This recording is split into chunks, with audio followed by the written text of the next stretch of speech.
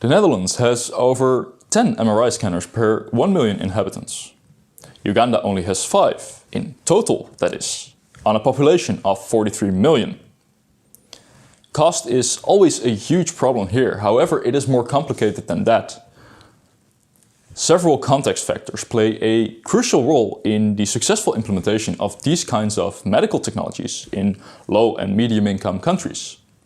This is the story that explains how we go from an MRI scanner that costs over €1 million and still breaks down to an MRI scanner that costs no more than €40,000 and functions properly within the context of Ugandan hospitals.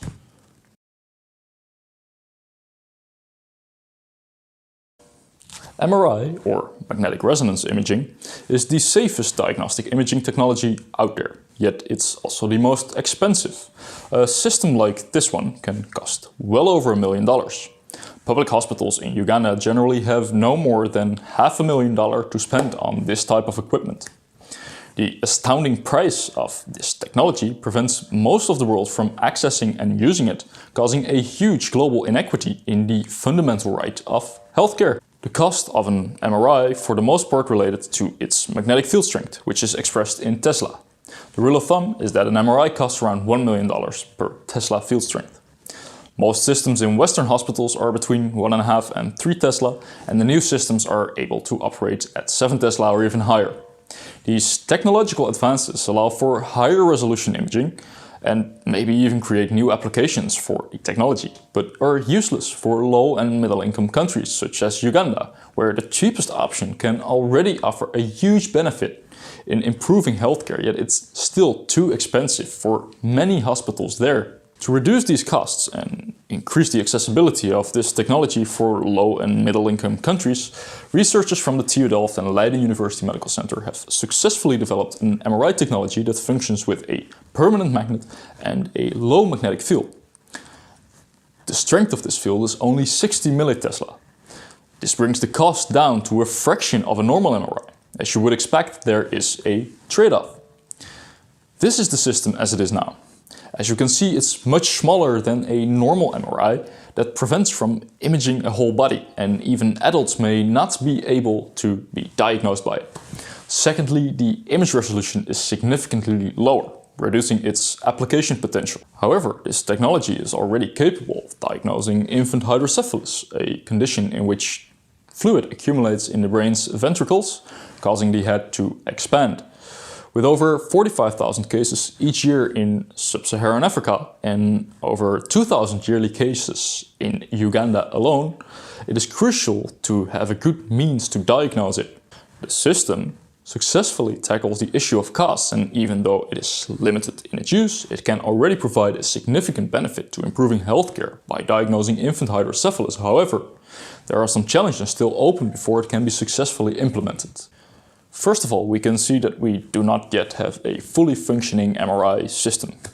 We have some separate components: a magnet, a radio frequency coil, which is used to receive the signal, some electronic components, and a computer which reads the results. For example, a bed in which the patient can be inserted into the machine is not present. Moreover, if we look at MRI and other medical equipment donated to Ugandan hospitals, we see that around 70% of this equipment breaks down before it even reaches its destination. Around 96% of this equipment breaks down within 5 years of its operation.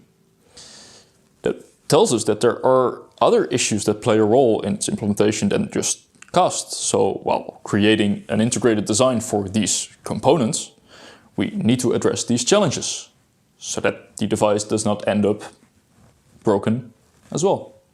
To identify what these challenges exactly are, I visited several hospitals in Uganda. Firstly, understaffing is a huge issue in Ugandan hospitals. Uganda counts only 40 radiologists and around some 10 neurosurgeons, once again on a population of 43 million. If there is a lack of personnel that can operate the equipment, provide the diagnosis or perform the treatment, then why should these hospitals invest in expensive equipment at all? This is a typical catch-22 scenario. If there's more advanced equipment, maybe it will attract the right personnel. But on the other hand, if there's the right personnel, it will justify the investment in the equipment. Additionally, there is a scarcity in installation and maintenance personnel. This causes significant expenses during installation, which for a CT scanner can cost over 25,000 euros. And that's excluding its cost of shipping. For hospitals in the Netherlands, not a problem, but for Ugandan hospitals, it's more than 5% of their annual budget for equipment. The scarcity in maintenance personnel causes an indecently long downtime for broken equipment, and whenever it can be replaced, costs are significant. Spare parts are unavailable, and replacement of the entire system is once more expensive. Luckily, there are some ways in which these challenges are currently mitigated. To address the lack of health staff, remote collaborations with radiologists from other countries have been set up. This, for example, is the MRI center in Kampala that have a donated Philips MRI system. And they actually have a collaboration with Dutch radiologists.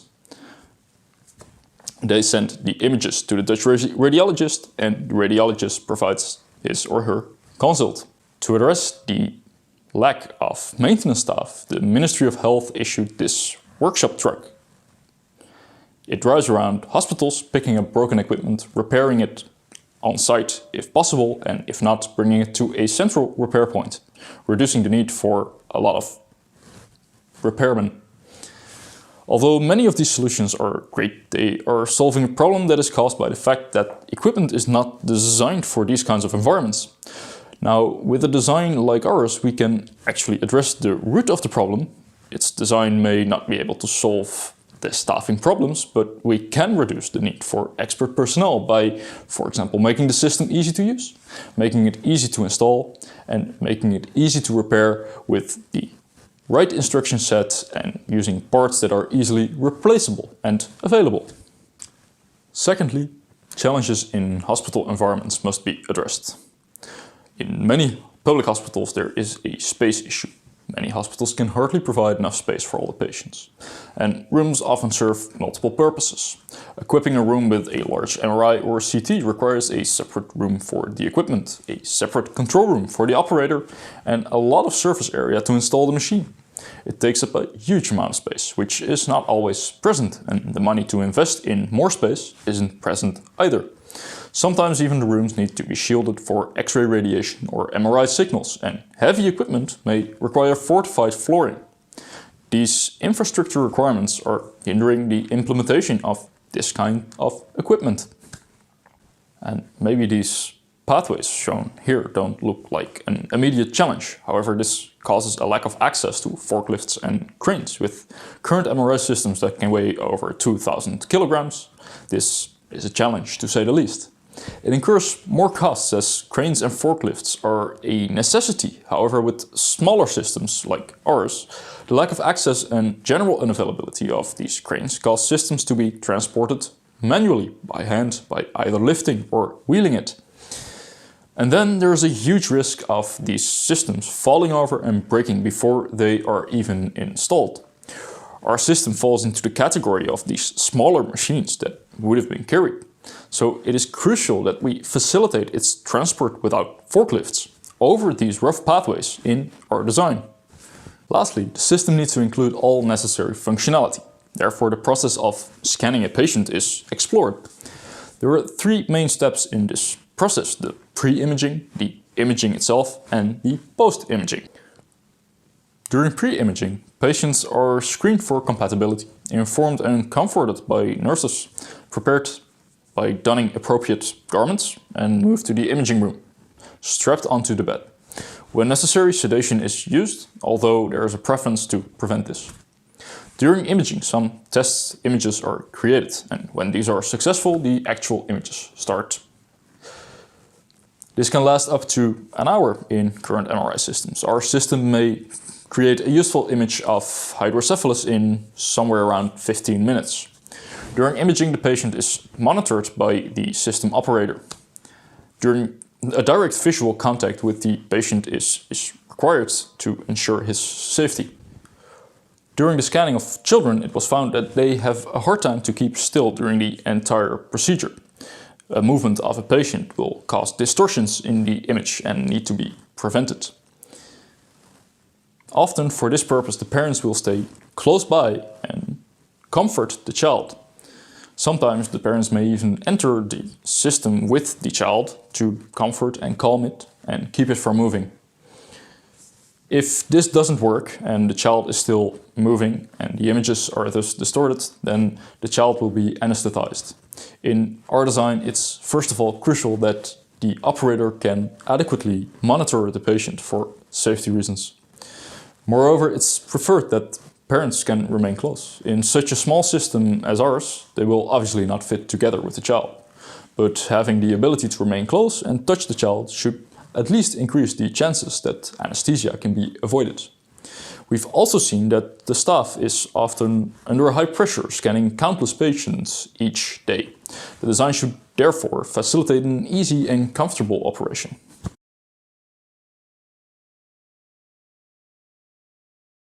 In order to integrate the components and design a complete MRI, we not only need to consider the previously mentioned challenges that are a consequence of its use in the Ugandan environment, but also the technological limitations that the design faces.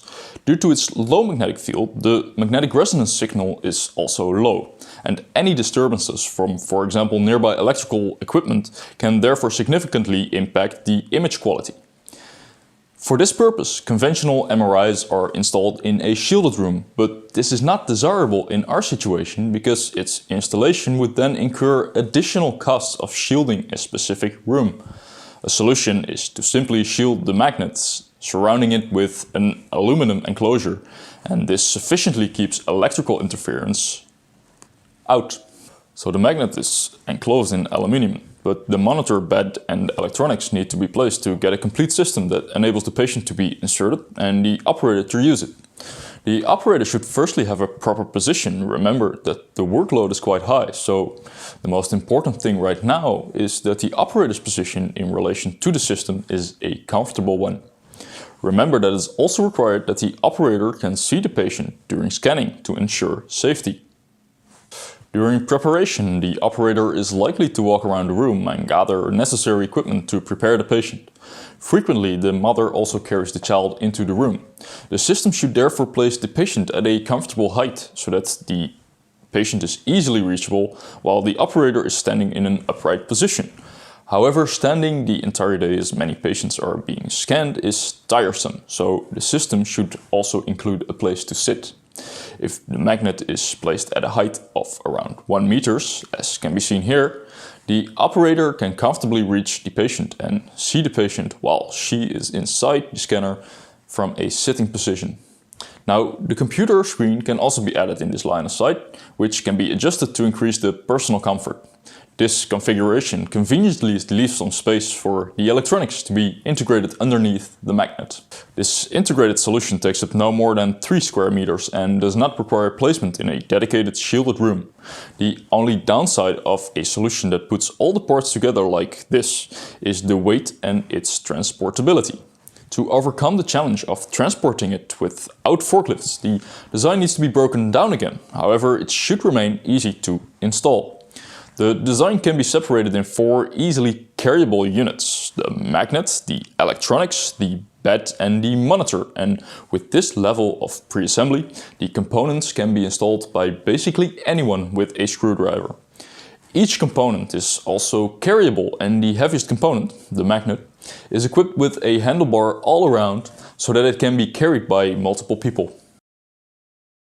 The design of a patient bed is a different kind of challenge. It may be less influenced by contextual factors, yet much more by technological requirements.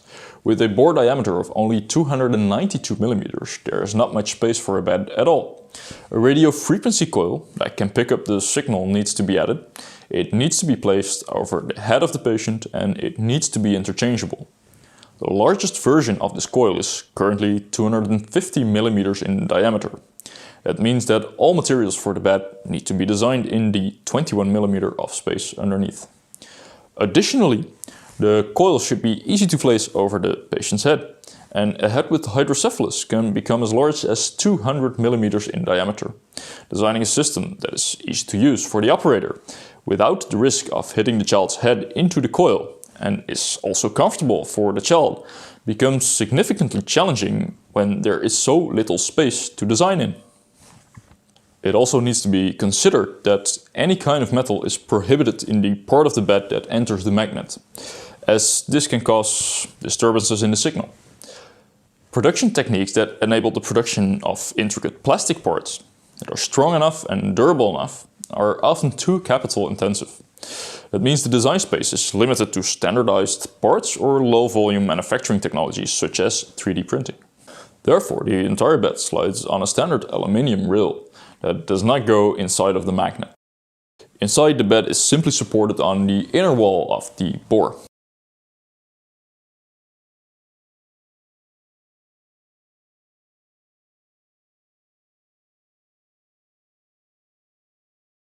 The downside of the 3D printed parts that the bed consists of is that they aren't especially strong. Supporting them on the top plate, like here, ensures it can bear the load of a moving child, while also countering the forces and moments on the aluminum rail.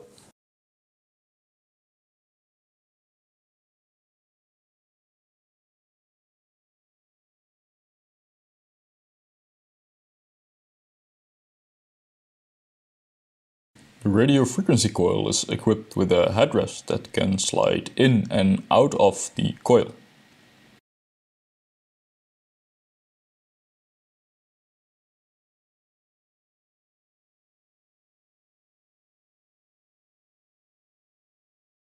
The radio frequency coil can also be suspended on the top plate, enabling it to be placed and removed easily without having to connect or disconnect it.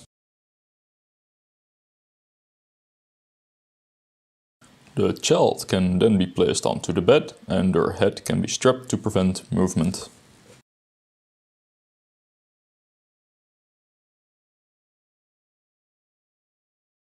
The headrest needs to be attached to the bed so that it slides out with the bed when it is removed from the system. The operator can easily slide the coil over the head. Then the bed can slide into the bore by a simple push and it will stay in place due to the friction in the system. All it requires to slide out is a pull backwards and all the other parts will follow automatically.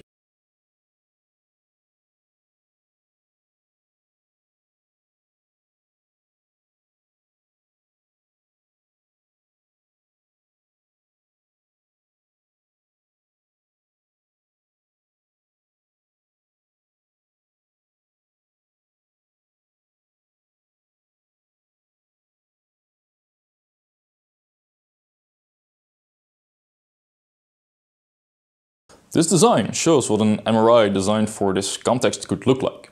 Obviously, many opportunities still exist for optimizing it. There are many more challenges present in Uganda. For example, a hot and humid climate may cause additional wear to sensitive equipment, and so do the frequent power outages and brownouts. However, through further development and testing in close collaboration with stakeholders in Uganda, this MRI can become a suitable tool for diagnosing infants with hydrocephalus and eventually many others, thereby contributing to increasing healthcare equity around the world.